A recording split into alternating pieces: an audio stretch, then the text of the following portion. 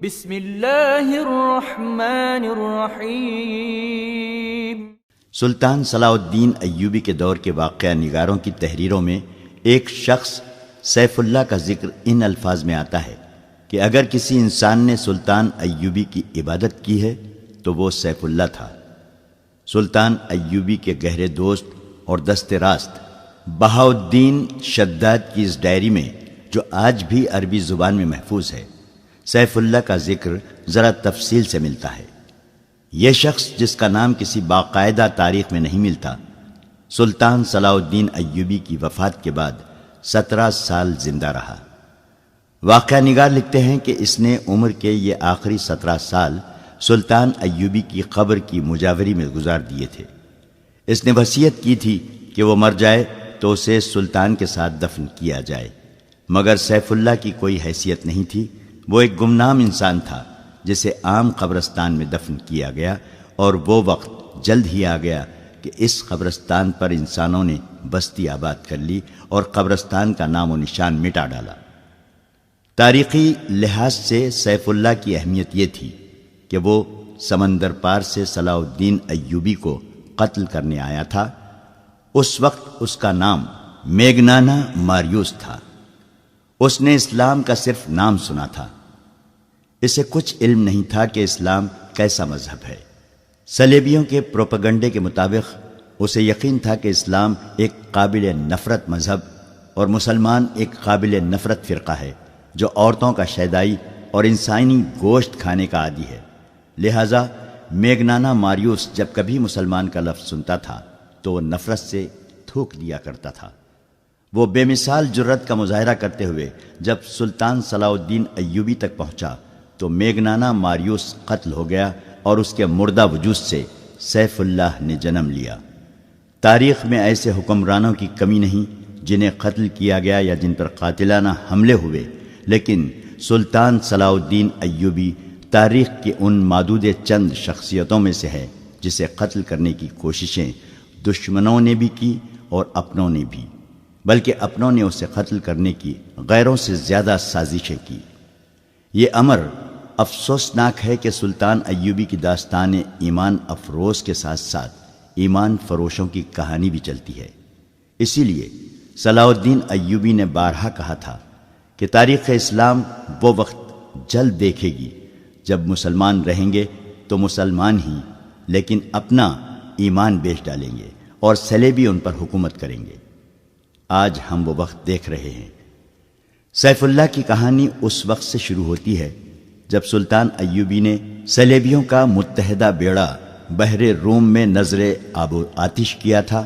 ان کے کچھ بحری جہاز بچ کر نکل گئے تھے۔ سلطان ایوبی بحر روم کے ساحل پر اپنی فوج کے ساتھ موجود رہا اور سمندر میں سے زندہ نکلنے والے صلیبیوں کو گرفتار کرتا رہا۔ ان میں 7 لڑکیاں بھی تھیں جن کا تفصیلی ذکر آپ پڑھ چکے ہیں۔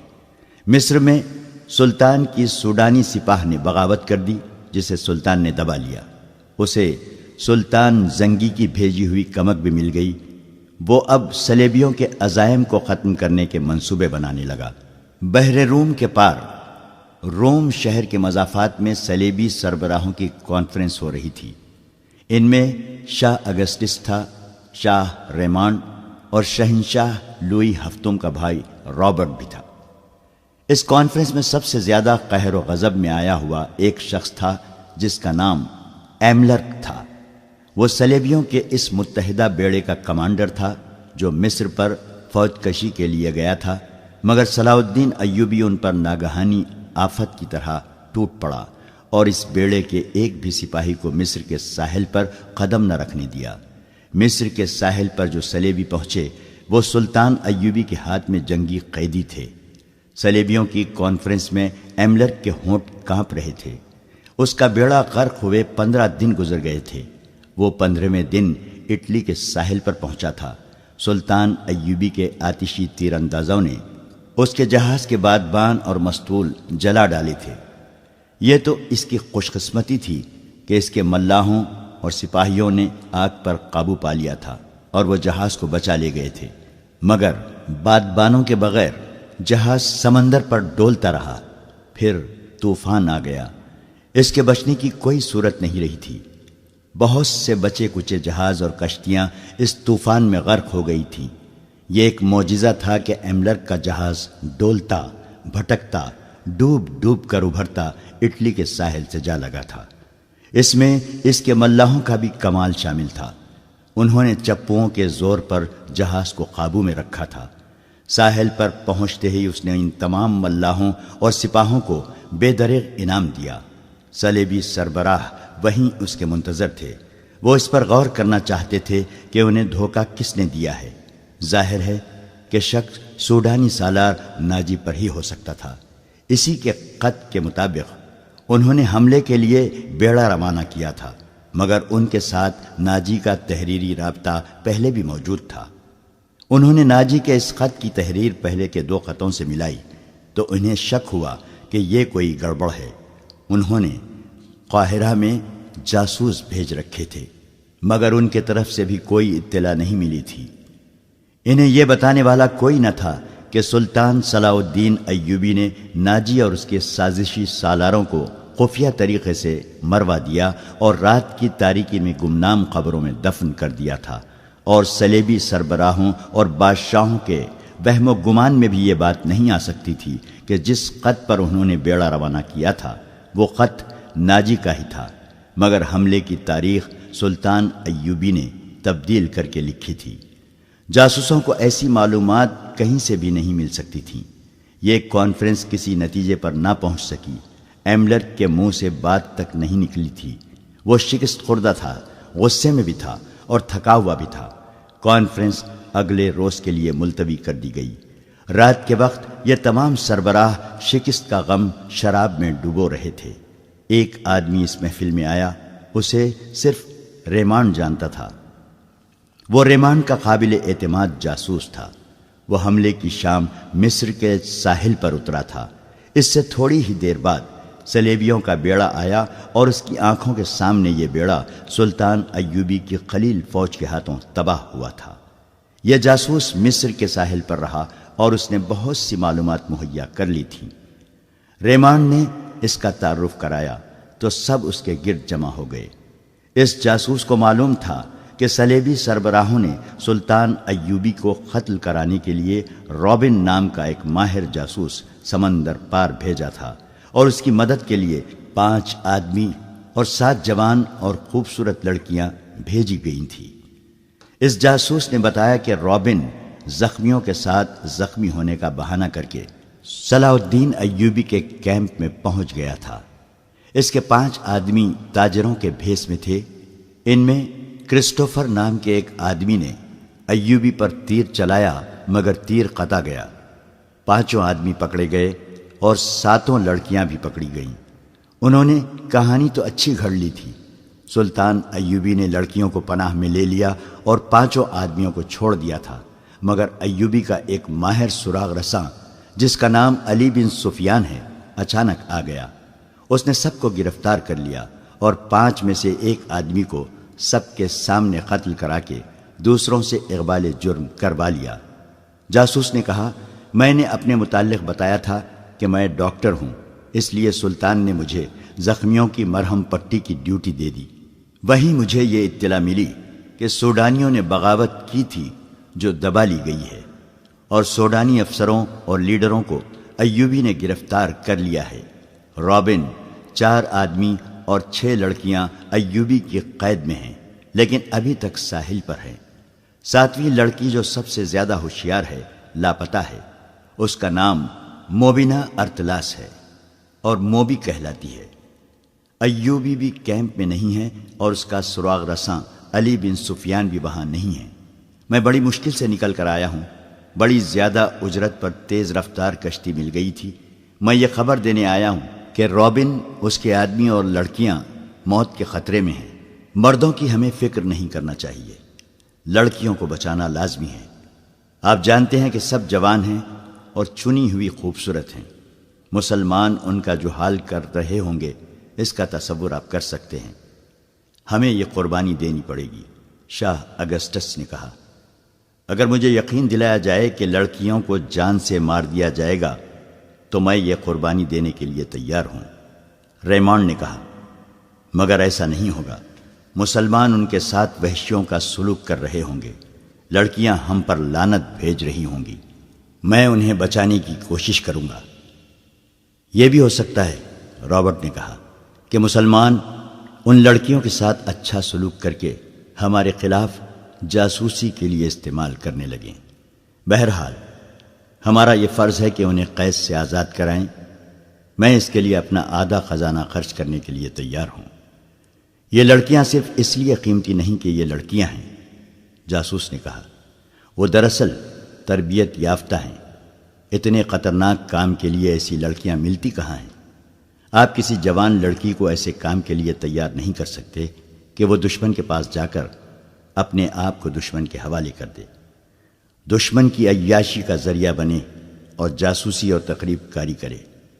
اس کام میں عزت تو سب سے پہلے دینی پڑتی ہے، اور یہ خطرہ تو ہر وقت لگا رہتا ہے کہ جو ہی دشمن کو پتہ چلے گا کہ یہ لڑکی جاسوس ہے تو اسے اذیتیں دی جائیں گی، پھر اسے جان سے مار دیا جائے گا۔ ان لڑکیوں کو ہم نے زر کثیر صرف کر کے حاصل کیا، پھر ٹریننگ دی تھی اور انہیں بڑی محنت سے مصر اور عرب کی زبان سکھائی تھی۔ ایک ہی بار 7 تجربے کار لڑکیوں کو ضائع کرنا عقل مندی نہیں ہے۔ کیا تم اعتماد سے کہہ سکتے ہو کہ لڑکیوں کو ایوبی کے کیمپ سے نکالا جا سکتا ہے؟ اگسٹس نے پوچھا۔ جی ہاں، جاسوس نے کہا، نکالا جا سکتا ہے۔ اس کے لیے غیر معمولی طور پر دلیر اور پختہ کار آدمیوں کی ضرورت ہے، مگر یہ بھی ہو سکتا ہے کہ وہ 1-2 دنوں تک رابن، اس کے 4 آدمیوں اور لڑکیوں کو قاہرہ لے جائیں۔ وہاں سے نکالنا بہت ہی مشکل ہوگا۔ اگر ہم وقت ضائع نہ کریں تو ہم انہیں کیمپ میں ہی جا لیں گے۔ آپ مجھے 20 آدمی دے دیں، میں ان کی رہنمائی کروں گا، لیکن آدمی ایسے ہوں جو جان پر کھیلنا جانتے ہوں۔ ہمیں ہر قیمت پر ان لڑکیوں کو واپس لانا ہے، ایملرک نے گرج کر کہا۔ اس پر بحر روم میں جو بیتی تھی، اس کا وہ انتقام لینے کو پاگل ہوا جا رہا تھا۔ وہ صلیبیوں کے متحدہ بیڑے اور اس بیڑے میں سوار لشکر کا سپریم کمانڈر بن کر اس امید پر گیا تھا کہ مصر کی فتح کا صحرا اس کے سر بندھے گا، مگر صلاح الدین ایوبی نے اسے مصر کے ساحل کے قریب بھی نہ جانے دیا۔ وہ جلتے ہوئے جہاز میں زندہ جل جانے سے بچا تو طوفان میں گر گیا۔ اب بات کرتے اس کے ہونٹ کانپتے تھے، اور وہ زیادہ تر باتیں میز پر مکے مار مار کر یا اپنی راند پر زور زور سے ہاتھ مار کر اپنے جذبات کا اظہار کرتا تھا۔ اس نے کہا، میں لڑکیوں کو بھی لاؤں گا اور صلاح الدین ایوبی کو قتل بھی کراؤں گا۔ میں انہی لڑکیوں کو مسلمانوں کی سلطنت کی جڑیں کھوکھلی کرنے کے لیے استعمال کروں گا۔ میں سچے دل سے آپ کی تائید کرتا ہوں شاہ ایملرک، ریمانڈ نے کہا۔ ہمیں تربیت یافتہ لڑکیوں کو اتنی آسانی سے ضائع نہیں کرنا چاہیے، نہ ہم کریں گے۔ آپ سب کو اچھی طرح معلوم ہے کہ شام کے حرموں میں ہم کتنی لڑکیاں داخل کر چکے ہیں۔ کئی مسلمان گورنر اور امیر ان لڑکیوں کے ہاتھ میں کھیل رہے ہیں۔ بغداد میں یہ لڑکیاں عمرہ کے ہاتھوں میں ایسے متعدد افراد کو قتل کرا چکی ہیں جو صلیب کے خلاف نعرہ لے کر اٹھے تھے۔ مسلمانوں کی خلافت کو ہم نے عورت اور شراب سے 3 حصوں میں تقسیم کر دیا ہے۔ ان میں اعتماد نہیں رہا، وہ عیش و عشرت میں غرق ہوتے جا رہے ہیں۔ صرف 2 آدمی ہیں جو اگر زندہ رہے تو ہمارے لیے مستقل خطرہ بنے رہیں گے، ایک نور الدین زنگی اور دوسرا صلاح الدین ایوبی۔ اگر ان دونوں میں سے ایک بھی زیادہ دیر تک زندہ رہا تو ہمارے لیے اسلام کو ختم کرنا آسان نہیں ہوگا۔ اگر صلاح الدین ایوبی نے سوڈانیوں کی بغاوت دبا لی ہے تو اس کا مطلب یہ ہے کہ یہ شخص اس حد سے زیادہ خطرناک ہے جس حد تک ہم اسے سمجھتے رہے ہیں۔ ہمیں میدان جنگ سے ہٹ کر تخریب کاری کا محاذ بھی کھولنا پڑے گا۔ مسلمانوں میں تفرقہ اور بے اطمینانی پھیلانے کے لیے ہمیں ان لڑکیوں کی ضرورت ہے۔ ہمیں اپنے کامیاب تجربوں سے فائدہ اٹھانا چاہیے۔ لوئی ہفتم کے بھائی رابرٹ نے کہا، عرب میں ہم مسلمانوں کی کمزوریوں سے فائدہ اٹھا چکے ہیں۔ مسلمان عورت، شراب اور دولت سے اندھا ہو جاتا ہے۔ مسلمان کو مارنے کا بہترین طریقہ یہ ہے کہ اسے مسلمان کے ہاتھوں مرواؤ۔ مسلمان کو ذہنی عیاشی کا سامان مہیا کر دو تو وہ اپنے دین اور ایمان سے دستبردار ہو جاتا ہے۔ تم مسلمانوں کا ایمان آسانی سے خرید سکتے ہو۔ اس نے عرب کے کئی امراء اور وزراء کی مثالیں دی جنہیں صلیبیوں نے عورت، شراب اور دولت سے خرید لیا تھا، انہیں اپنا درپردہ دوست بنا لیا تھا۔ کچھ دیر مسلمانوں کی کمزوریوں کے متعلق باتیں ہوئیں، پھر لڑکیوں کو آزاد کرانے کے عملی پہلوؤں پر غور ہوا۔ آخر یہ طے پایا کہ 20 نہایت دلیر آدمی اس کام کے لیے روانہ کیے جائیں اور وہ اگلی شام تک روانہ ہو جائیں۔ اسی وقت 4-5 کمانڈروں کو بلایا گیا، انہیں اصل مقصد اور مہم بتا کر کہا گیا کہ 20 آدمی منتخب کریں۔ کمانڈروں نے تھوڑی دیر اس مہم کے خطروں کے متعلق بحث مباحثہ کیا۔ ایک کمانڈر نے کہا، ہم پہلے ہی ایک ایسی فورس تیار کر رہے ہیں جو مسلمانوں کے کیمپوں پر شب خون مارا کرے گی اور ان کی متحرک فوج پر بھی رات کو حملے کر کے پریشان کرتی رہے گی۔ اس فورس کے لیے ہم نے چند ایک آدمی منتخب کیے ہیں، لیکن یہ آدمی 100% قابل اعتماد ہونے چاہیے۔ اگسٹس نے کہا، وہ ہماری تمہاری نظروں سے اوجھل ہو کر یہ کام کریں گے، اور یہ بھی ہو سکتا ہے کہ وہ کچھ بھی نہ کریں اور واپس آ کر کہیں کہ وہ بہت کچھ کر آئے ہیں۔ آپ یہ سن کر حیران ہوں گے، ایک کمانڈر نے کہا کہ ہماری فوج میں ایسے سپاہی بھی ہیں جنہیں ہم نے جیل خانوں سے حاصل کیا ہے۔ یہ ڈاکو، چور اور رہزن تھے، انہیں بڑی بڑی لمبی سزائیں دی گئی تھیں، انہیں جیل خانوں میں مرنا ہی تھا۔ ہم نے ان سے بات کی تو وہ جوش و خروش سے فوج میں آ گئے۔ آپ کو شاید یہ معلوم کر کے بھی حیرت ہو کہ ناکام حملے میں ان سزا یافتہ مجرموں نے بڑی بہادری سے کئی جہاز بچائے ہیں۔ میں لڑکیوں کو مسلمانوں سے آزاد کرانے کی مہم میں ایسے 3 آدمی بھیجوں گا۔ مورخوں نے لکھا ہے کہ مسلمانوں میں عیش و عشرت کا رجحان بڑھ گیا اور اتحاد ختم ہو رہا تھا۔ عیسائیوں نے مسلمانوں کو اخلاقی تباہی تک پہنچانے میں ذہنی عیاشی کا ہر سامان مہیا کیا۔ اب انہیں یہ توقع تھی کہ مسلمانوں کو ایک ہی حملے میں ختم کر دیں گے، چنانچہ ان کے خلاف عیسائی دنیا میں نفرت کی طوفانی مہم چلائی گئی اور ہر کسی کو اسلام کے خلاف جنگ میں شریک ہونے کی دعوت دی گئی۔ اس کے جواب میں معاشرے کے ہر شعبے کے لوگ صلیبی لشکر میں شامل ہونے لگے۔ ان میں پادری بھی شامل ہوئے اور عادی مجرم بھی گناہوں سے توبہ کر کے مسلمانوں کے خلاف مسلح ہو گئے۔ بعض ملکوں کے جیل خانوں میں جو مجرم لمبی قید کی سزائیں بھگت رہے تھے وہ بھی فوج میں بھرتی ہو گئے۔ ان مجرموں کے متعلق عیسائیوں کا تجربہ غالباً اچھا تھا، جس کے پیش نظر ایک کمانڈر نے لڑکیوں کو آزاد کرانے اور سلطان صلاح الدین ایوبی کو قتل کرنے کے لیے قیدی مجرموں کا انتخاب کیا تھا۔ صبح تک 20 انتہائی دلیر اور ذہین آدمی چن لیے گئے۔ ان میں میگنانا ماریوس بھی تھا، جسے روم کے جیل خانے سے لایا گیا تھا۔ اس جاسوس کو جو ڈاکٹر کے بحروپ میں سلطان ایوبی کے کیمپ میں رہا اور فرار ہو آیا تھا، اس کو کمانڈو پارٹی کا کمانڈر اور گائیڈ مقرر کیا گیا۔ اس پارٹی کو یہ مشن دیا گیا کہ لڑکیوں کو مسلمانوں کی قید سے نکالنا ہے۔ اگر رابن اور اس کے 4 ساتھیوں کو بھی آزاد کرایا جا سکے تو کرا لینا، ورنہ ان کے لیے کوئی خطرہ مول لینے کی ضرورت نہیں۔ دوسرا مشن تھا صلاح الدین کا قتل۔ اس پارٹی کو کوئی عملی ٹریننگ نہ دی گئی، صرف زبانی ہدایت اور ضروری ہتھیار دے کر اسی روز ایک بادبانی کشتی میں ماہی گیروں کے بھیس میں روانہ کر دیا گیا۔ جس وقت یہ کشتی اٹلی کے ساحل سے روانہ ہوئی، سلطان صلاح الدین ایوبی سوڈانیوں کی بغاوت کو مکمل طور پر دبا چکا تھا۔ سوڈانیوں کے بہت سے کماندار مارے گئے یا زخمی ہو گئے تھے اور بہت سے سلطان ایوبی کے دفتر کے سامنے کھڑے تھے۔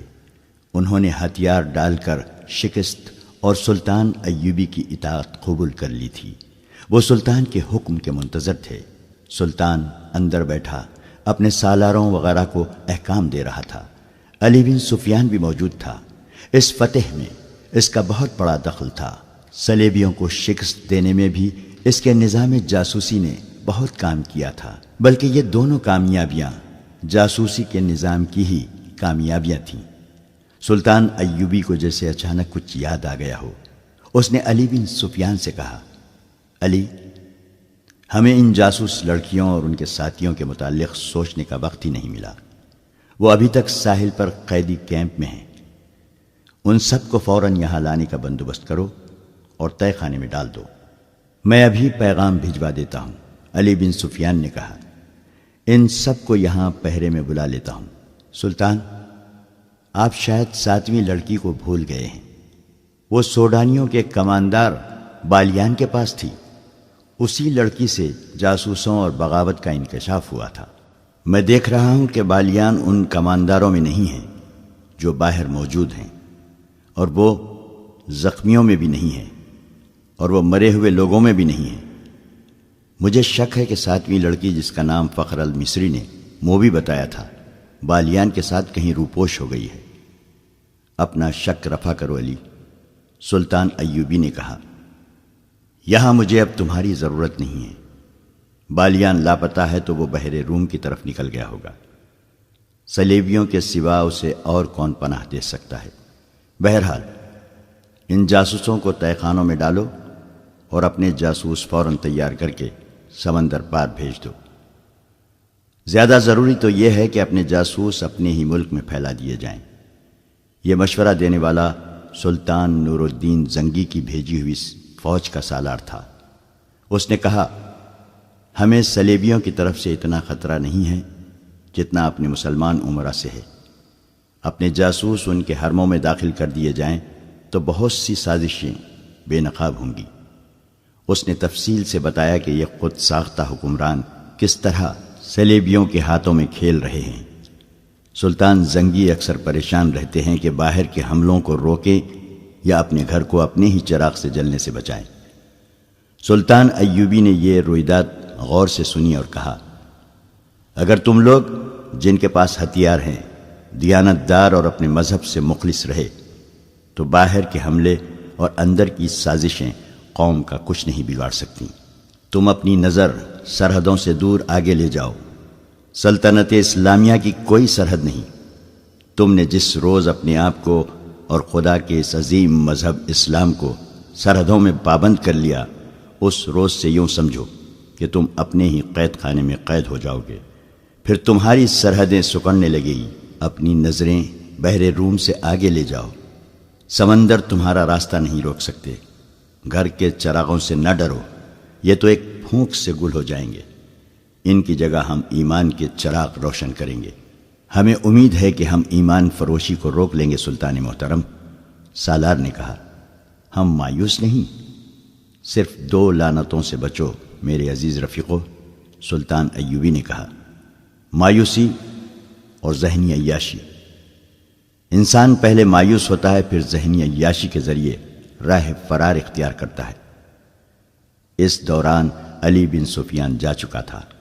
اس نے فوراً ایک قاصد بحر روم کے کیمپ کی طرف اس پیغام کے ساتھ روانہ کر دیا کہ روبن اس کے 4 ساتھیوں اور لڑکیوں کو گھوڑوں یا اونٹوں پر سوار کر کے 20 محافظوں کے پہرے میں دارالحکومت کو بھیج دو۔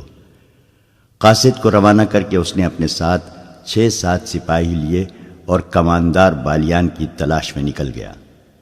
اس نے ان سوڈانی کمانداروں سے جو باہر بیٹھے تھے بالیان کے متعلق پوچھ لیا تھا۔ سب نے کہا تھا کہ اسے لڑائی میں کہیں بھی نہیں دیکھا گیا تھا، اور نہ ہی وہ اس فوج کے ساتھ گیا تھا جو بحر روم کی طرف سلطان کی فوج پر حملہ کرنے کے لیے بھیجی گئی تھی۔ علی بن سفیان بالیان کے گھر گیا تو وہاں اس کی 2 بوڑھی خادماؤں کے سوا اور کوئی نہ تھا۔ انہوں نے بتایا کہ بالیان کے گھر میں 5 لڑکیاں تھیں۔ ان میں جس کی عمر ذرا زیادہ ہو جاتی تھی وہ اسے غائب کر دیتا اور اس کی جگہ جوان لڑکی لے آتا تھا۔ ان خادماؤں نے بتایا کہ بغاوت سے پہلے اس کے پاس ایک فرنگی لڑکی آئی تھی جو غیر معمولی طور پر خوبصورت اور ہوشیار تھی۔ بالیان اس کا غلام ہو گیا تھا۔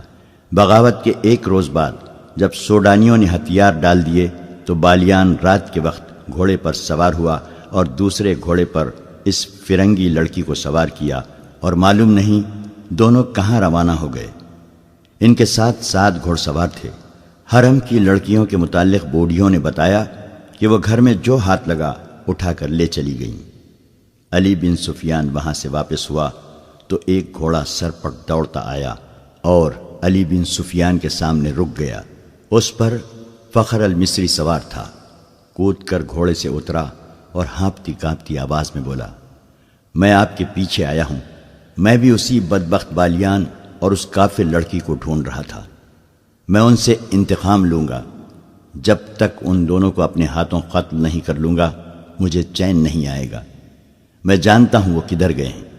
میں نے ان کا پیچھا کیا ہے، لیکن ان کے ساتھ 7 مسلح محافظ ہیں۔ میں اکیلا تھا۔ وہ بحر روم کی طرف جا رہے ہیں، مگر عام راستے سے ہٹ کر جا رہے ہیں۔ اس نے علی بن سفیان کے گھٹنوں پر ہاتھ رکھ کر کہا، خدا کے لیے مجھے صرف 4 سپاہی دے دیں، میں ان کے تعاقب میں جاؤں گا اور انہیں ختم کر کے آؤں گا۔ علی بن سفیان نے اسے اس وعدے سے ٹھنڈا کیا کہ وہ اسے 4 کی بجائے 20 سوار دے گا۔ وہ ساحل سے آگے اتنی جلدی نہیں جا سکتے، میرے ساتھ رہو۔ علی بن سفیان مطمئن ہو گیا کہ یہ تو پتہ چل گیا ہے کہ وہ کس طرف گئے ہیں۔ اس وقت بالیان اس سلیبی لڑکی کے ساتھ، جس کا نام موبی تھا، ساحل کی طرف جانے والے عام راستے سے ہٹ کر دور جا چکا تھا۔ ان علاقوں سے وہ اچھی طرح واقف تھا۔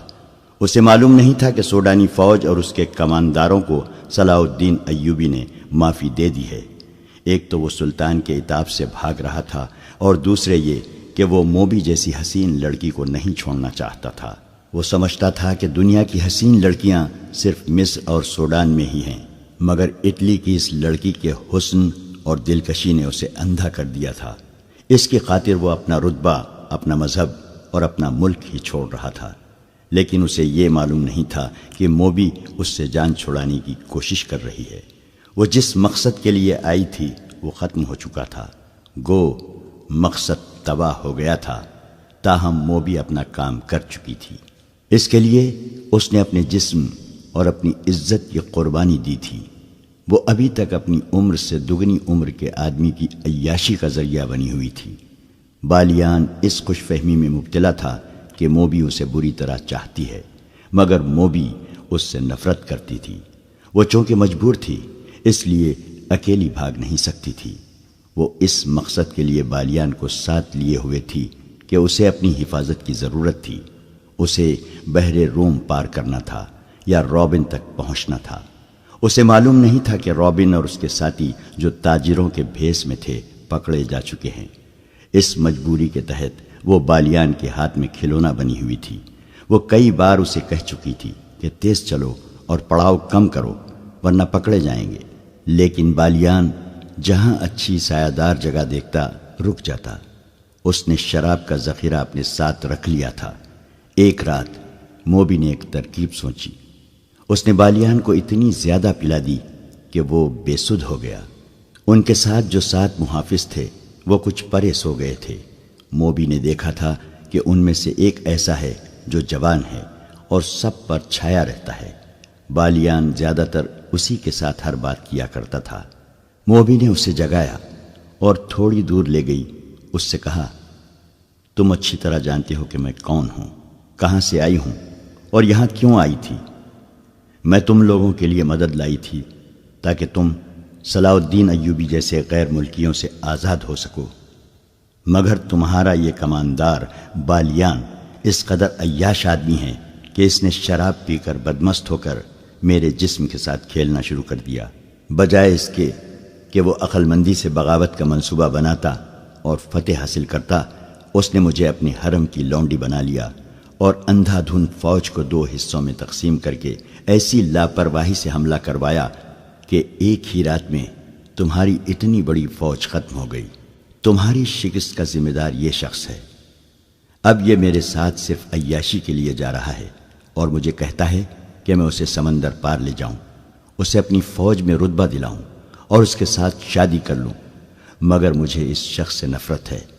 میں نے فیصلہ کیا ہے کہ اگر مجھے شادی ہی کرنی ہے اور اپنے ملک میں جا کر اسے فوج میں رتبہ دلانا ہے تو مجھے ایسے آدمی کا انتخاب کرنا چاہیے جو میرے دل کو اچھا لگے۔ وہ آدمی تم ہو۔ تم جوان ہو، دلیر ہو، عقل مند ہو۔ میں نے جب سے تمہیں دیکھا ہے تمہیں چاہ رہی ہوں۔ مجھے اس بوڑھے سے بچاؤ، میں تمہاری ہوں۔ سمندر پار چلو، فوج کا رتبہ اور مال و دولت تمہارے قدموں میں ہوگا، مگر اس آدمی کو یہی ختم کرو۔ دیکھو وہ سویا ہوا ہے، اسے قتل کر دو اور آؤ نکل چلیں۔ اس نے محافظ کے گلے میں باہیں ڈال دی۔ محافظ اس کے حسن میں گرفتار ہو گیا۔ اس نے دیوانہ وار لڑکی کو اپنے بازوؤں میں جکڑ لیا۔ موبی اس جادوگری کی ماہر تھی۔ وہ ذرا پرے ہٹ گئی۔ محافظ اس کی طرف بڑھا تو عقب سے ایک برچھی اس کی پیٹھ میں اتر گئی۔ اس کے منہ سے ہائے نکلی اور وہ پہلو کے بل لڑک گیا۔ برچھی اس کی پیٹھ سے نکلی اور اسے آواز سنائی دی، نمک حرام، نمک حرام کو زندہ رہنے کا حق نہیں۔ لڑکی کی چیخ نکل گئی۔ وہ اٹھی اور اتنا ہی کہنے پائی تھی کہ تم نے اسے قتل کر دیا ہے کہ پیچھے سے ایک ہاتھ نے اس کے بازو کو جکڑ لیا اور جھٹکا دے کر اپنے ساتھ لے لیا۔ اسے بالیان کے پاس پھینک کر کہا، ہم اس شخص کے پالے ہوئے دوست ہیں، ہماری زندگی اسی کے ساتھ ہے، تم ہم میں سے کسی کو اس کے خلاف گمراہ نہیں کر سکتی۔ جو گمراہ ہوا اس نے سزا پالی ہے۔ بالیان شراب کے نشے میں بے ہوش پڑا تھا۔ تم لوگوں نے یہ بھی سوچا ہے کہ تم کہاں جا رہے ہو؟ موبی نے پوچھا۔ سمندر میں ڈوبنے، ایک نے جواب دیا۔ تمہارے ساتھ ہمارا کوئی تعلق نہیں ہے، جہاں تک بالیان جائے گا ہم وہیں تک جائیں گے۔ اور وہ دونوں جا کر لیٹ گئے۔ دوسرے دن بالیان جاگا تو اسے رات کا واقعہ بتایا گیا۔ موبی نے کہا کہ وہ مجھے جان کی دھمکی دے کر اپنے ساتھ لے گیا تھا۔ بالیان نے اپنے محافظوں کو شاباشی دی۔ اس کی یہ بات سنی انسنی کر دی کہ یہ لڑکی اسے گمراہ کر کے لے گئی تھی اور انہوں نے اس کی باتیں سنی تھیں۔ وہ موبی کے حسن اور شراب میں مدہوش ہو کر سب کچھ بھول گیا۔ موبی نے اسے ایک بار پھر کہا کہ تیز چلنا چاہیے، مگر بالیان نے پرواہ نہ کی۔ وہ اپنے آپ میں نہیں تھا۔ موبی اب آزاد نہیں ہو سکتی تھی۔ اس نے دیکھ لیا تھا کہ یہ لوگ اپنے دوستوں کو قتل کرنے سے بھی گریز نہیں کرتے۔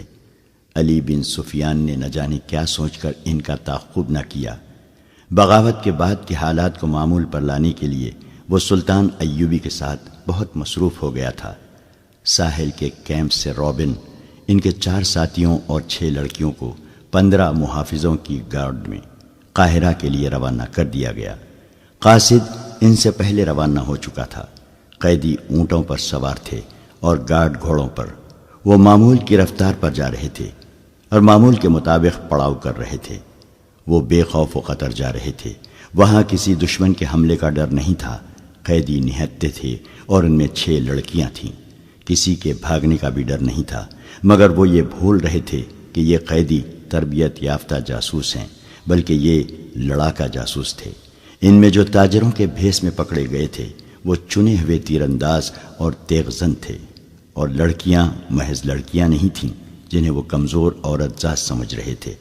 ان لڑکیوں کی جسمانی دلکشی، یورپی رنگت کی جاذبیت، جوانی اور ان کی بے حیائی ایسے ہتھیار تھے جو اچھے اچھے جابر حکمرانوں سے ہتھیار ڈلوا لیتے تھے۔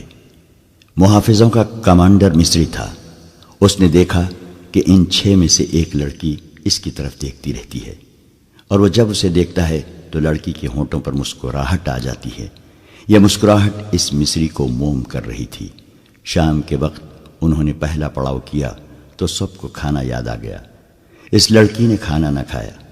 کمانڈر کو بتایا گیا تو اس نے لڑکی کے ساتھ بات کی۔ لڑکی اس کی زبان بولتی اور سمجھتی تھی۔ لڑکی کے آنسو نکل آئے۔ اس نے کہا کہ وہ اس کے ساتھ علیحدگی میں بات کرنا چاہتی ہے۔ رات کو جب سب سو گئے تو کمانڈر اٹھا۔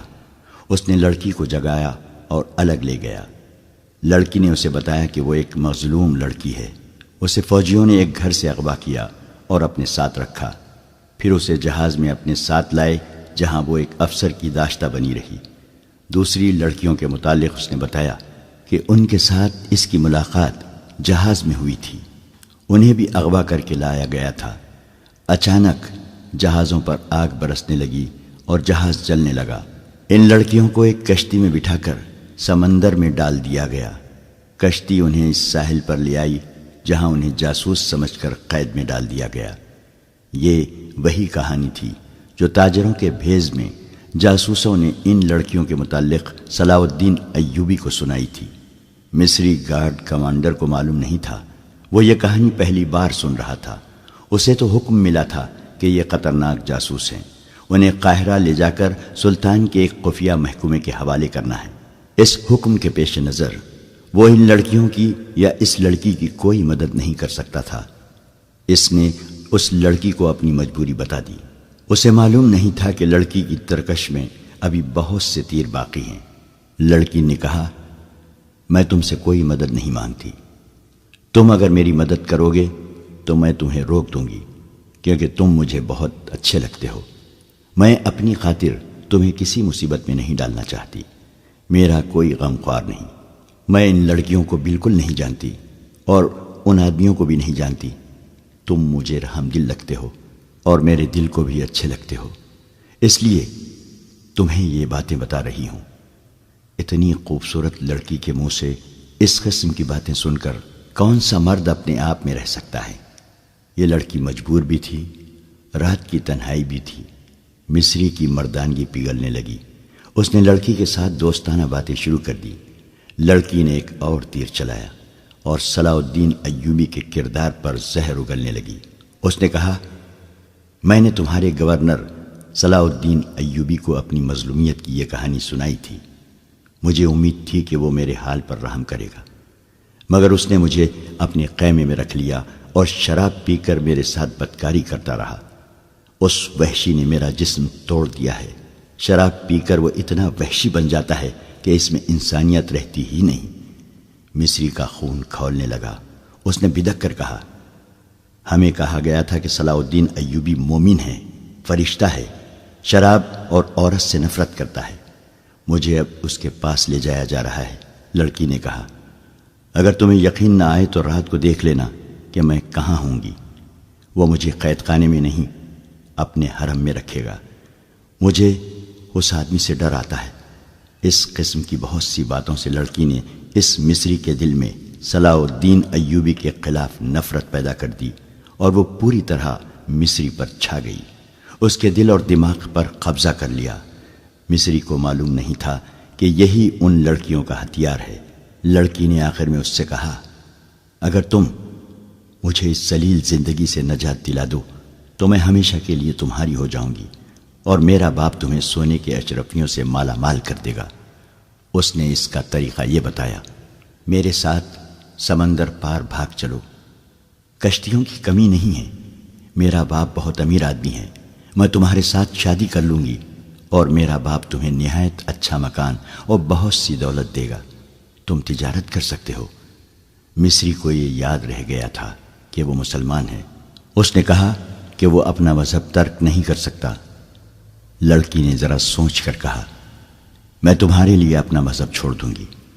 اس کے بعد وہ فرار اور شادی کا پروگرام بنانے لگی۔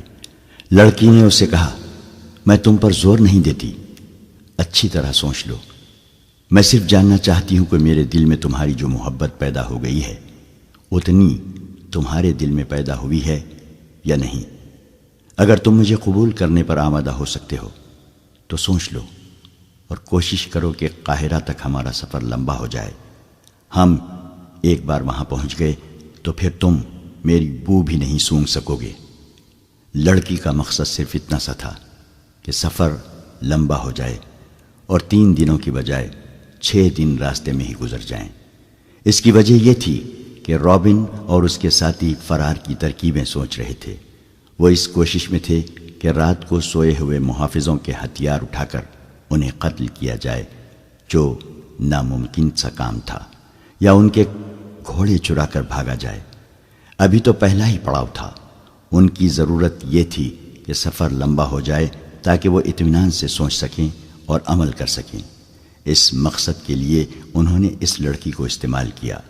وہ محافظوں کے کمانڈر کو قبضے میں لے لی۔ لڑکی نے پہلی ملاقات میں ہی یہ مقصد حاصل کر لیا اور مصری کو منہ مانگی قیمت دے دی۔ مصری کوئی ایسا بڑا رتبہ والا آدمی نہیں تھا، معمولی سا عہدیدار تھا۔ اس نے کبھی خواب میں بھی اتنی حسین لڑکی نہیں دیکھی تھی۔ کہاں ایک جیتی جاگتی لڑکی جو اس کے تصوروں سے بھی زیادہ خوبصورت تھی اس کی لونڈی بن گئی تھی۔ وہ اپنا آپ، اپنا فرض اور اپنا مذہب ہی بھول گیا۔ وہ ایک لمحے کے لیے بھی لڑکی سے الگ نہیں ہونا چاہتا تھا۔ اس پاگل پن میں اس نے صبح کے وقت پہلا حکم یہ دیا کہ جانور بہت تھکے ہوئے ہیں لہٰذا آج سفر نہیں ہوگا۔ محافظوں اور شتربانوں کو اس حکم سے بہت خوشی ہوئی۔ وہ محاذ کی سختیوں سے اکتائے ہوئے تھے۔ انہیں منزل تک پہنچنے کی کوئی جلدی نہیں تھی۔ وہ دن بھر آرام کرتے رہے، گپ شپ لگاتے رہے، اور ان کا کمانڈر اس لڑکی کے پاس بیٹھا بدمست ہوتا رہا۔ دن گزر گیا، رات آئی، اور جب سب سو گئے تو مصری لڑکی کو ساتھ لیے دور چلا گیا۔ لڑکی نے اسے آسمان پر پہنچا دیا۔ صبح جب یہ قافلہ چلنے لگا تو مصری کمانڈر نے راستہ بدل دیا۔ اپنے دستے سے اس نے کہا کہ اس طرف اگلے پڑاؤ کے لیے بہت خوبصورت جگہ ہے، قریب ایک گاؤں بھی ہے جہاں مرغیاں اور انڈے مل جائیں گے۔ اس کا دستہ اس پر بھی بہت خوش ہوا کہ کمانڈر انہیں عیش کرا رہا ہے۔ البتہ اس دستے میں 2 عسکری ایسے تھے جو کمانڈر کی ان حرکتوں سے خوش نہیں تھے۔ انہوں نے اس سے کہا کہ ہمارے پاس خطرناک قیدی ہیں، یہ سب جاسوس ہیں، انہیں بہت جلدی حکومت کے حوالے کر دینا چاہیے۔ بلا وجہ سفر لمبا کرنا ٹھیک نہیں ہے۔ مصری نے انہیں یہ کہہ کر چپ کروا دیا کہ یہ میری ذمہ داری ہے کہ جلدی پہنچوں یا دیر سے، جواب طلبی ہوئی تو مجھ سے ہوگی۔ دونوں خاموش تو ہو گئے، لیکن وہ الگ جا کر آپس میں خسر پسر کرتے رہے۔ دوپہر کے بعد انہیں دور آگے بہت سے گدھ اڑتے اور اترتے نظر آئے۔ یہ اس کی نشانی تھی کہ وہاں کوئی مردار ہے۔ وہ علاقہ مٹی اور ریت کے ٹیلوں کا تھا، صحرائی درخت بھی تھے۔ چلتے چلتے وہ ان ٹیلوں میں داخل ہو گئے۔ راستہ اوپر ہوتا گیا اور ایک بلند جگہ سے انہیں ایک میدان نظر آیا جہاں گدھوں کے قول اترتے ہوئے شور بپا کر رہے تھے۔ ذرا اور آگے گئے تو نظر آیا کہ یہ لاشیں ہیں، بدبو بھی ہے۔ یہ ان سوڈانیوں کی لاشیں تھیں جو بحر روم کے ساحل پر مقیم سلطان ایوبی کی فوج پر حملہ کرنے چلے تھے۔ سلطان ایوبی کے جانباز سواروں نے راتوں کو ان کی عقبی حصے پر حملے کر کے یہ کشت و خون کیا اور سوڈانی فوج کو تتر بتر کر دیا تھا۔ یہاں سے آگے میلوں وسعت میں لاشیں بکھری ہوئی تھیں۔ سوڈانیوں کو اپنی لاشیں اٹھانے کی مہلت نہیں ملی۔ قیدیوں اور محافظوں کا قافلہ چلتا رہا اور ذرا سا رخ بدل کر لاشوں اور گدھوں سے ہٹ گیا۔ قافلہ جب وہاں سے گزر رہا تھا تو انہوں نے دیکھا کہ لاشوں کے ارد گرد ان کے ہتھیار بھی بکھرے ہوئے تھے۔ ان میں کمانے اور ترکش تھے، برچیاں، تلواریں اور ڈھالیں بھی تھیں۔ قیدیوں نے یہ ہتھیار دیکھ لیے۔ انہوں نے آپس میں باتیں کیں اور رابن نے اس لڑکی سے کچھ کہا جس نے مصری کمانڈر پر قبضہ کر رکھا تھا۔ لاشیں اور ہتھیار دور دور تک پھیلے ہوئے تھے۔ دائیں طرف ٹیلوں کے قریب سرسبز جگہ تھی، پانی بھی نظر آ رہا تھا۔ سبزہ ٹیلوں کے اوپر تک گیا ہوا تھا۔ لڑکی نے کمانڈر کو اشارہ کیا تو وہ اس کے قریب چلا گیا۔ لڑکی نے کہا، یہ بہت اچھی جگہ ہے، یہیں رک جاتے ہیں۔ مصری نے قافلے کا رخ پھیر دیا اور سرسبز ٹیلے کے قریب پانی کے چشمے پر جا رکا۔ رات یہیں بسر کرنی تھی۔ سب گھوڑوں اور اونٹوں سے اترے، جانور پانی پر ٹوٹ پڑے۔ رات گزارنے کے لیے اچھی جگہ دیکھی جانے لگی۔ 2 ٹیلوں کے درمیان جگہ کشادہ بھی تھی اور وہاں سبزہ بھی تھا۔ یہی جگہ منتخب کر لی گئی۔ جب رات کا اندھیرا گہرا ہوا تو سب سو گئے۔ مصری جاگ رہا تھا اور لڑکی بھی جاگ رہی تھی۔ اس رات اسے خاص طور پر جاگنا اور مصری کمانڈر کو پوری طرح مدہوش کرنا تھا۔ اسے جب خراٹوں کی آوازیں سنائی دینے لگیں تو وہ مصری کے پاس چلی گئی۔ اسی لڑکی کی خاطر وہ سب سے الگ اور دور ہٹ کر لیٹا تھا۔ لڑکی اسے ٹیلے کے اوٹ میں لے گئی اور وہاں سے اور زیادہ دور جانے کی خواہش ظاہر کی۔ مصری اس کی خواہشوں کا غلام ہو گیا تھا۔ اسے احساس تک نہ تھا کہ آج رات لڑکی اسے ایک خاص مقصد کے لیے دور لے جا رہی ہے۔ وہ اس کے ساتھ ساتھ چلتا رہا اور لڑکی اسے 3 ٹیلوں سے بھی پرے لے گئی اور رکی اور مصری کو باہوں میں لے لیا۔ مصری بے خود ہو گیا۔ ادھر رابن نے جب دیکھا کہ کمانڈر جا چکا ہے اور دوسرے محافظ گہری نیند سوئے ہوئے ہیں تو اس نے لیٹے لیٹے اپنے ایک ساتھی کو جگایا۔ اس نے 7 والے کو جگایا۔ اس طرح رابن کے 4 ساتھی جاگ اٹھے۔ محافظ ان سے ذرا دور سوئے ہوئے تھے۔ مصری کمانڈر کو لڑکی نے اتنا بے پرواہ کر دیا تھا کہ رات کو وہ سنتری کھڑا نہیں کرتا تھا۔ پہلے رابن پیٹ کے بل رینگتا محافظوں سے دور چلا گیا۔ اس کے بعد اس کے 4 ساتھی بھی چلے گئے۔ ٹیلے کی اوٹ میں ہو کر وہ تیز تیز چلنے لگے اور لاشوں تک پہنچ گئے۔ ٹٹول ٹٹول کر انہوں نے 3 کمانے اور ترکش اٹھائے اور ایک ایک برچھی اٹھا لی۔ اسی مقصد کے لیے انہوں نے لڑکی سے کہا تھا کہ وہ کمانڈر سے کہے کہ یہاں پڑاؤ کیا جائے۔ وہ ہتھیار لے کر واپس ہوئے۔ اب وہ اکٹھے تھے۔ وہ سوئے ہوئے محافظوں کے قریب جا کھڑے ہوئے۔ رابن نے ایک محافظ کے سینے میں برچھی مارنے کے لیے برچھی ذرا سا اوپر اٹھائی۔ باقی 4 بھی ایک محافظ کے سر پر کھڑے تھے۔ یہ نہایت کامیاب چال تھی۔ وہ بیک وقت 4 محافظوں کو ختم کر سکتے تھے اور باقی 11 کے سنبھلنے تک انہیں بھی ختم کرنا مشکل نہیں تھا۔ پیچھے 3 شتربان تھے اور مصری کمانڈر۔ وہ آسان شکار تھے۔ رابن نے جو ہی برچھی اوپر اٹھائی، زناٹا سا سنائی دیا اور ایک تیر رابن کے سینے میں اتر گیا۔ اس کے ساتھ ہی ایک تیر رابن کے ایک ساتھی کے سینے میں لگا۔ وہ ڈولے۔ ان کے 3 ساتھی ابھی دیکھ ہی رہے تھے کہ یہ کیا ہوا کہ 2 اور تیر آئے اور 2 اور قیدی اوندھے ہو گئے۔ آخری قیدی بھاگنے کے لیے پیچھے کو مڑا ہی تھا کہ ایک تیر اس کے پہلو میں اتر گیا۔ یہ کام اتنی خاموشی سے ہو گیا کہ ان محافظوں میں سے کسی کی آنکھ ہی نہ کھلی، جن کے سروں پر موت آن کھڑی ہوئی تھی۔ تیر انداز آگے آئے۔ انہوں نے مشعلیں روشن کی۔ یہ وہ 2 محافظ تھے جنہوں نے اپنے کمانڈر سے کہا تھا کہ انہیں منزل پر جلدی پہنچنا چاہیے۔ وہ دیانتدار تھے۔ وہ سوئے ہوئے تھے۔ جب 4 قیدی ان کے قریب سے گزرے تو ان میں سے ایک کی آنکھ کھل گئی تھی۔ اس نے اپنے ساتھی کو جگایا اور قیدیوں کا تعاقب دبے پاؤں کیا۔ انہوں نے یہ ارادہ کیا تھا کہ اگر قیدیوں نے بھاگنے کی کوشش کی تو انہیں تیروں سے ختم کر دیں گے، مگر اس سے پہلے وہ دیکھنا چاہتے تھے کہ یہ کیا کرتے ہیں۔ اندھیرے میں انہیں جو کچھ نظر آ رہا تھا وہ دیکھتے رہے۔ قیدی ہتھیار اٹھا کر واپس آئے تو دونوں محافظ آ کر ٹیلے کے ساتھ چھپ کر بیٹھ گئے۔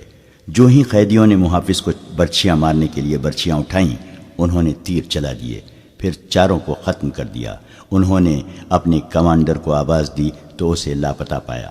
اس آواز سے لڑکیاں جاگ اٹھیں اور باقی محافظ بھی جاگے۔ لڑکیوں نے اپنے آدمیوں کی لاشیں دیکھیں۔ ہر ایک لاش میں ایک تیر اترا ہوا تھا۔ لڑکیاں خاموشی سے لاشوں کو دیکھتی رہیں۔ انہیں معلوم تھا کہ یہ آدمی آج رات کیا کریں گے۔ مصری کمانڈر وہاں نہیں تھا اور ایک لڑکی بھی غائب تھی۔ محافظوں کو معلوم نہیں تھا کہ جب ان قیدی جاسوسوں کے سینوں میں تیر داخل ہوئے تھے، بالکل اسی وقت ان کے مصری کمانڈر کی پیٹھ میں ایک خنجر اتر گیا تھا۔ اس کی لاش تیسرے ٹیلے کے ساتھ پڑی تھی۔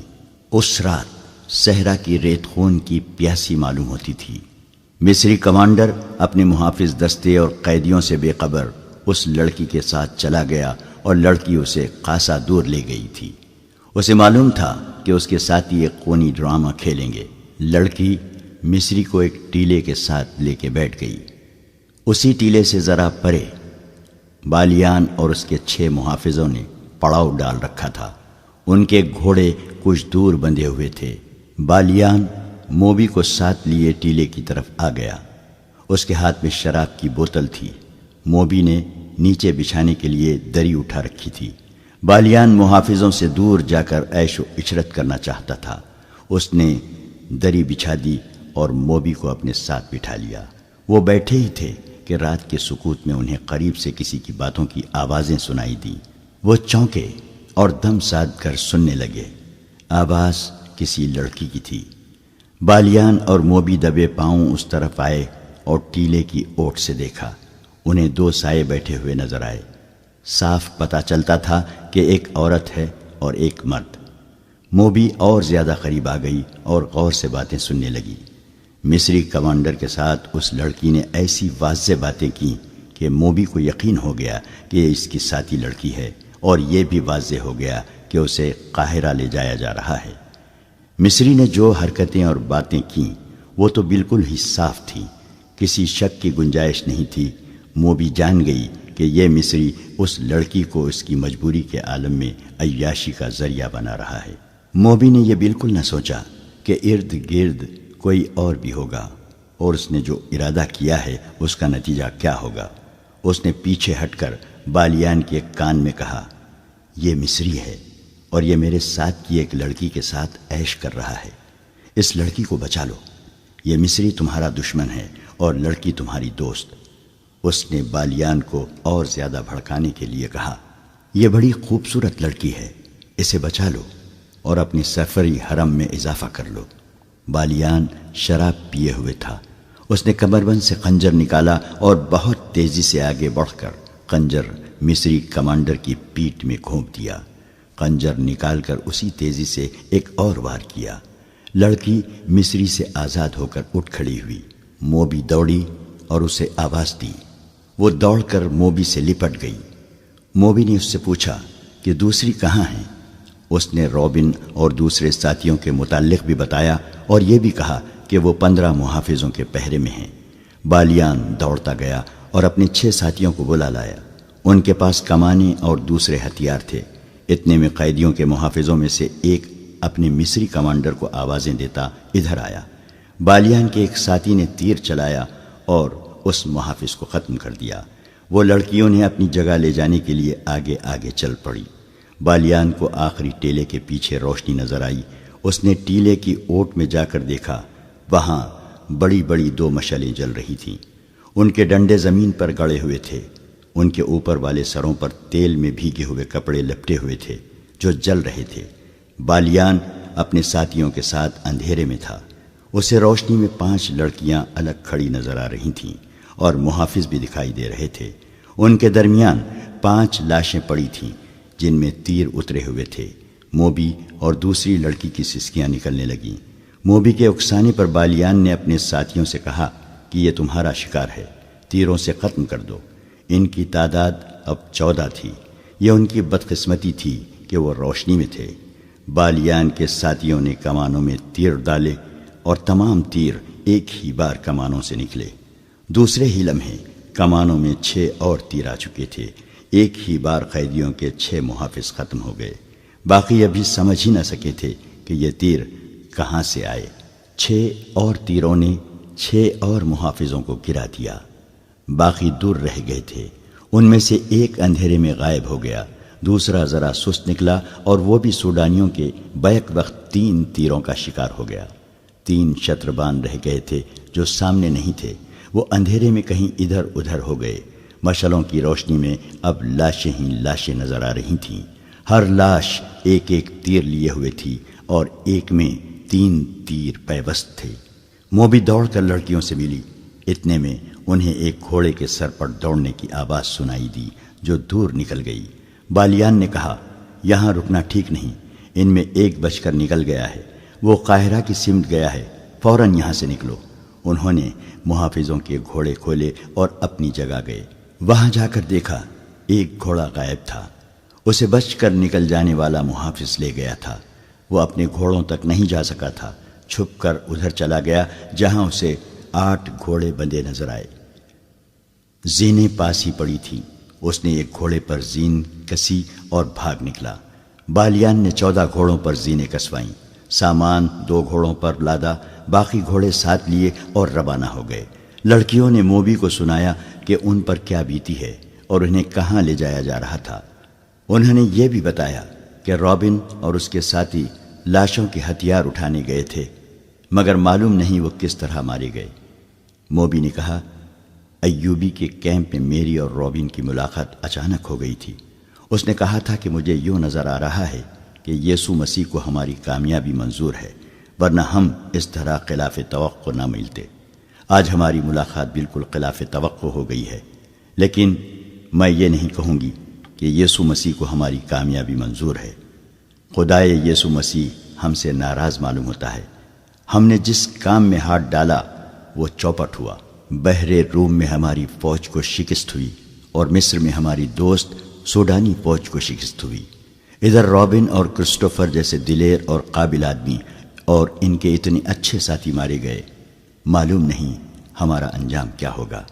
ہمارے جیتے جی تمہیں کوئی ہاتھ لگا نہیں سکتا۔ بالیان نے کہا، میرے شیروں کا کمال تم نے دیکھ لیا۔ جس وقت قیدیوں کا قافلہ لاشوں کے پاس ٹیلوں میں رکا تھا، اس وقت ساحل پر سلطان ایوبی کی فوج کے کیمپ میں 3 آدمی داخل ہوئے۔ وہ اٹلی کی زبان بولتے تھے۔ ان کا لباس اٹلی کے دیہاتیوں جیسا تھا۔ ان کی زبان کوئی نہیں سمجھتا تھا۔ اٹلی کے جنگی قیدیوں سے معلوم کیا گیا۔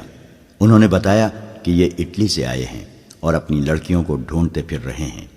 یہ یہاں کے سالار سے ملنا چاہتے ہیں۔ انہیں بہاؤالدین شداد کے پاس پہنچا دیا گیا۔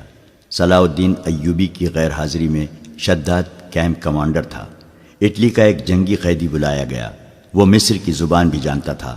اس کی وساست سے ان آدمیوں کے ساتھ باتیں ہوئیں۔ ان 3 آدمیوں میں ایک ادھیڑ عمر تھا اور 2 جوان تھے۔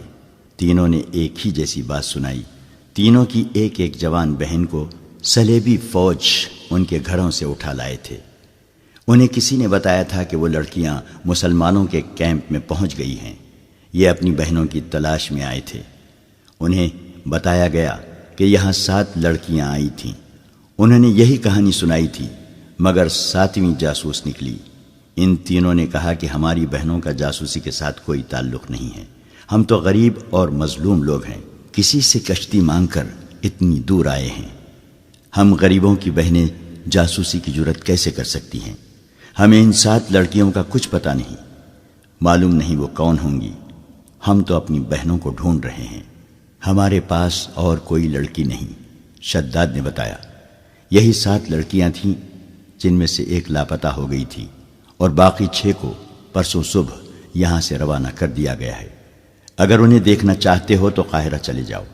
ہمارا سلطان رحم دل انسان ہے، تمہیں لڑکیاں دکھا دے گا۔ نہیں، ایک نے کہا، ہماری بہنیں جاسوس نہیں، وہ 7 کوئی اور ہوں گی۔ ہماری بہنیں سمندر میں ڈوب گئی ہوں گی یا ہمارے ہی فوجیوں نے انہیں اپنے پاس رکھا ہوا ہوگا۔ بہاؤالدین شداد نیک خصلت انسان تھا۔ اس نے ان دیہاتیوں کی مظلومیت سے متاثر ہو کر ان کی خاطر تواضع کی اور انہیں عزت سے رخصت کیا۔ اگر وہاں علی بن سفیان ہوتا تو ان تینوں کو اتنی آسانی سے نہ جانے دیتا۔ اس کی سراغ رساں نظریں بھانپ لیتی کہ یہ تینوں جھوٹ بول رہے ہیں۔ تینوں چلے گئے، کسی نے بھی نہ دیکھا کہ وہ کہاں گئے ہیں۔ وہ چلتے ہی چلے گئے اور شام تک چلتے ہی رہے۔ کیمپ سے دور جہاں کوئی خطرہ نہ تھا، وہ چٹانوں کے اندر چلے گئے۔ وہاں ان جیسے 18 آدمی بیٹھے ان کا انتظار کر رہے تھے۔ ان تینوں میں جو ادھیڑ عمر تھا وہ میگنانا ماریوس تھا۔ یہ صلیبیوں کی وہ کمانڈو پارٹی تھی جسے لڑکیوں کو آزاد کرانے اور اگر ممکن ہو سکے تو سلطان ایوبی کو قتل کرنے کا مشن دیا گیا تھا۔ ان تینوں نے کیمپ سے کچھ اور ضروری معلومات بھی حاصل کر لی تھیں۔ یہ بھی معلوم کر لیا تھا کہ صلاح الدین ایوبی یہاں نہیں، قاہرہ میں ہے۔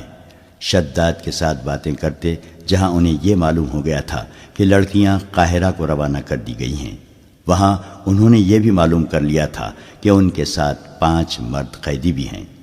یہ پارٹی ایک بڑی کشتی میں آئی تھی۔ انہوں نے کشتی ساحل پر ایک ایسی جگہ باندھ دی تھی جہاں سمندر چٹان کو کاٹ کر اندر تک گیا ہوا تھا۔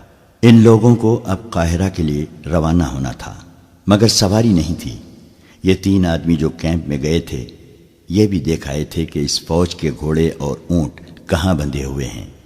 انہوں نے یہ بھی دیکھا تھا کہ کیمپ سے جانور چوری کرنا آسان نہیں۔ 21 گھوڑے یا اونٹ چوری نہیں کیے جا سکتے تھے۔ ابھی سورج طلوع ہونے میں بہت دیر تھی۔ وہ پیدل ہی چل پڑے۔ اگر انہیں سواری مل جاتی تو وہ قیدیوں کو راستے میں ہی جا لینے کی کوشش کرتے۔ اب وہ یہ سوچ کر پیدل چلے کہ قاہرہ میں جا کر قیدیوں کو چھڑانے کی کوشش کریں گے۔ سب جانتے تھے کہ یہ زندگی اور موت کی مہم ہے۔ صلیبی فوج کے سربراہوں اور شاہوں نے انہیں کامیابی کی صورت میں جو انعام دینے کا وعدہ کیا تھا وہ اتنا زیادہ تھا کہ کوئی کام کیے بغیر اپنے کنبوں سمیت ساری عمر آرام اور بے فکری کی زندگی بسر کر سکتے تھے۔ میگنانا ماریوس کو جیل خانے سے لایا گیا تھا۔ اسے ڈاکہ زنی کے جرم میں 30 سال سزائے قید دی گئی تھی۔ اس کے ساتھ 2 اور قیدی تھے جن میں ایک کی سزا 24 سال اور دوسرے کی 27 سال تھی۔ اس زمانے میں قید خانے قصاب خانے ہوتے تھے۔ مجرم کو انسان نہیں سمجھا جاتا تھا۔ بڑی ظالمانہ مشقت لی جاتی اور مویشیوں کی طرح کھانے کو بیکار خوراک دی جاتی تھی۔ قیدی رات کو بھی آرام نہیں کر سکتے تھے۔ ایسی قید سے موت بہتر تھی۔ ان تینوں کو انعام کے علاوہ سزا معاف کرنے کا وعدہ کیا گیا تھا۔ صلیب پر حلف لے کر انہیں اس پارٹی میں شامل کیا گیا تھا جس پادری نے ان سے حلف لیا تھا اس نے انہیں بتایا تھا کہ وہ جتنے مسلمانوں کو قتل کریں گے اس سے 10 گنا ان کے گناہ بخشے جائیں گے، اور اگر انہوں نے صلاح الدین ایوبی کو قتل کیا تو ان کے تمام گناہ بخش دیے جائیں گے، اور اگلے جہاں خدائے یسوع مسیح انہیں جنت میں جگہ دیں گے۔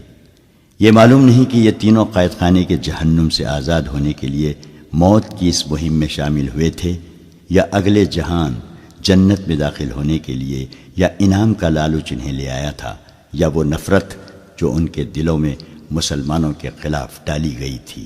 بہرحال وہ عزم کے پختہ معلوم ہوتے تھے، اور ان کا جوش و خروش بتا رہا تھا کہ وہ کچھ کر کے ہی مصر سے نکلیں گے یا جانیں قربان کر دیں گے۔ باقی 18 تو فوج کے منتخب آدمی تھے۔ انہوں نے جلتے ہوئے جہازوں سے جانیں بچائی تھیں اور بڑی مشکل سے واپس گئے تھے۔ وہ مسلمانوں سے اس ذلت آمیز شکست کا انتقام لینا چاہتے تھے۔ انعام کا لالچ تو تھا ہی، یہی جذبہ تھا جس کے جوش سے وہ اندیکھی منزل کی سمت پیدل ہی چل پڑے۔ دوپہر کے وقت ایک گھوڑ سوار صلاح الدین ایوبی کے ہیڈ کوارٹر کے سامنے جا رکا۔ گھوڑے کا پسینہ پھوٹ رہا تھا اور سوار کے منہ سے تھکن کے مارے بات نہیں نکل رہی تھی۔ وہ گھوڑے سے اترا تو گھوڑے کا سارا جسم بڑی زور سے کانپا۔ گھوڑا گر پڑا اور مر گیا۔ سوار نے اسے آرام دیے بغیر اور پانی پلائے بغیر ساری رات اور آدھا دن مسلسل دوڑایا تھا۔ سلطان ایوبی کے محافظوں نے سوار کو گھیرے میں لے لیا، اسے پانی پلایا، اور جب وہ بات کرنے کے قابل ہوا تو اس نے کہا کہ کسی سالار یا کماندار سے ملا دو۔ سلطان ایوبی خود ہی باہر آ گیا تھا۔ سوار اسے دیکھ کر اٹھا اور سلام کر کے کہا، سلطان کا اقبال بلند ہو، بری خبر لایا ہوں۔ سلطان ایوبی اسے اندر لے گیا اور کہا، خبر جلدی سناؤ۔ قیدی لڑکیاں بھاگ گئی ہیں، ہمارا پورا دستہ مارا گیا ہے۔ اس نے کہا، مرد قیدیوں کو ہم نے جان سے مار دیا ہے، میں اکیلا بچ کے نکلا ہوں۔ مجھے یہ معلوم نہیں کہ حملہ آور کون تھے۔ ہم مشعلوں کی روشنی میں اور وہ اندھیرے میں، اندھیرے سے تیر آئے اور میرے تمام ساتھی ختم ہو گئے۔ یہ قیدیوں کے محافظوں کے دستے کا وہ آدمی تھا جو اندھیرے میں غائب ہو گیا تھا اور سوڈانیوں کا گھوڑا کھول کر بھاگ آیا تھا۔ اس نے گھوڑے کو بلا روکے سر پر دوڑایا تھا اور اتنا طویل سفر آدھے سے بھی تھوڑے وقت میں طے کر لیا تھا۔ سلطان صلاح الدین ایوبی نے علی بن سفیان اور فوج کے ایک نائب سالار کو بلا لیا۔ وہ آئے تو اس آدمی سے کہا کہ وہ اب ساری بات سنائے۔ اس نے کیمپ سے روانگی کے وقت سے بات شروع کی اور اپنے کمانڈر کے متعلق بتایا کہ وہ ایک قیدی لڑکی کے ساتھ دل بہلاتا رہا اور قیدیوں سے لاپرواہ ہو گیا۔ پھر راستے میں جو کچھ ہوتا رہا اور آخر میں جو کچھ ہوا اس نے سنا دیا، مگر وہ یہ نہ بتا سکا کہ حملہ آور کون تھے۔ سلطان ایوبی نے علی بن سفیان اور نائب سالار سے کہا، اس کا مطلب یہ ہے کہ صلیبی چھاپا مار مصر کے اندر موجود ہیں۔ ہو سکتا ہے، علی بن سفیان نے کہا، یہ صحرائی ڈاکو بھی ہو سکتے ہیں۔ اتنی خوبصورت 6 لڑکیاں ڈاکوؤں کے لیے بہت بڑی کشش تھی۔ تم نے اس کی بات غور سے نہیں سنی؟ سلطان ایوبی نے کہا۔ اس نے کہا ہے کہ مرد قیدی لاشوں کے ہتھیار اٹھا لائے تھے اور محافظوں کو قتل کرنے لگے تھے۔ محافظوں میں سے 2 نے انہیں تیروں سے ہلاک کر دیا اور اس کے بعد ان پر حملہ ہوا۔ اس سے یہی ظاہر ہوتا ہے کہ صلیبی چھاپا مار ان کے تعاقب میں تھے۔ وہ کوئی بھی تھے سلطان محترم، نائب سالار نے کہا۔ فوری طور پر کرنے والا کام یہ ہے کہ اس عسکری کو رہنمائی کے لیے ساتھ بھیجا جائے اور کم از کم 20 گھوڑ سوار جو تیز رفتار ہوں تعاقب کے لیے بھیجے جائیں۔ یہ بات کی بات ہے کہ وہ کون تھے۔ میں اپنے ایک نائب کو ساتھ بھیجوں گا، علی بن سفیان نے کہا۔ اس عسکری کو کھانا کھلاؤ، سلطان ایوبی نے کہا۔ اسے تھوڑی دیر آرام کر لینے دو۔ اتنی دیر میں 20 سوار تیار کر دو اور تعاقب میں روانہ کرا دو۔ اگر ضرورت سمجھو تو زیادہ سوار بھیج دو۔ میں نے جہاں سے گھوڑا کھولا تھا وہاں 8 گھوڑے بندھے ہوئے تھے۔